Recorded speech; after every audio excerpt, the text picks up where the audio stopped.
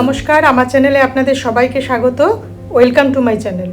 আমার কাছে প্লাইবোর্ডের এই টুকরোটা ছিল, তো আমি এটাকে এখানে নিয়ে নিয়েছি আর একটা প্রিন্ট আউট বের করে নিয়েছি।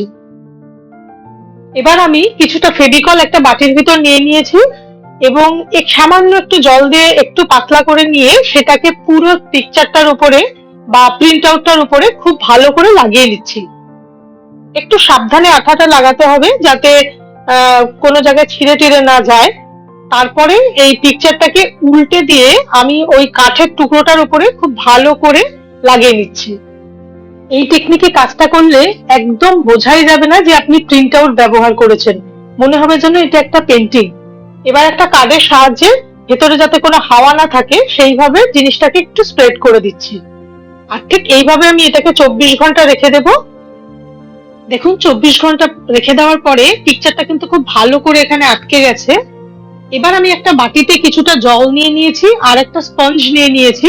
স্পঞ্জটাকে জলের ভিতর ডুবিয়ে পুরো পিকচারটার উপরে আমি আস্তে আস্তে ড্যাব ড্যাব করে নিচ্ছি আর খুব হালকা হাতে উপরের যে সাদা অংশটা আছে সেটাকে আমি সরিয়ে দিচ্ছি।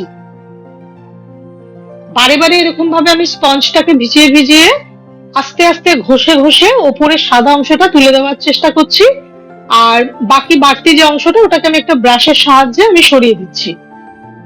ঠিক দেখুন এইভাবে কিন্তু পিকচারটা বেরিয়ে আসবে আর বাকিটাও একইভাবে করে নিতে হবে। দেখুন সম্পূর্ণ ছবিটা কি সুন্দরভাবে কাঠের উপরে উঠে এসেছে। এবার এর চারপাশে যে বাড়তি অংশটুকু আছে সেটাকে আমি ছবিটার ভিতরে বা প্রিন্ট আউটের ভিতরে যে যে কালার গুলো আছে সেগুলোর সঙ্গে মানানসই একটা কালার সিলেক্ট করে এখানে আমি কালার করে নিচ্ছি।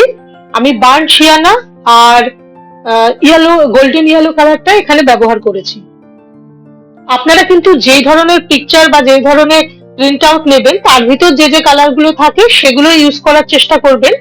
আর আপনার পিকচার আর যেটার উপরে করবেন বা কাঠ বা কার্ডবোর্ড সেটা যদি একই মাপের হয়ে থাকে তাহলে আর এইগুলো করার দরকার নেই। এই ধরনের ভিডিও দেখতে যদি আপনারা ভালোবাসেন তাহলে আমার চ্যানেলটিকে অবশ্যই সাবস্ক্রাইব করে রাখবেন আর ভিডিও দেখে ভালো লাগলে লাইক, কমেন্ট, শেয়ার করবেন। ভিডিও নোটিফিকেশনের জন্য বেল আইকনটা প্রেস করতে কিন্তু ভুলবেন না। কালারটা সম্পূর্ণ হয়ে গেছে আর এটা শুকিয়ে যাওয়ার পরে এর উপরে আমি এক কোট ভার্নিশ দিয়ে নেব।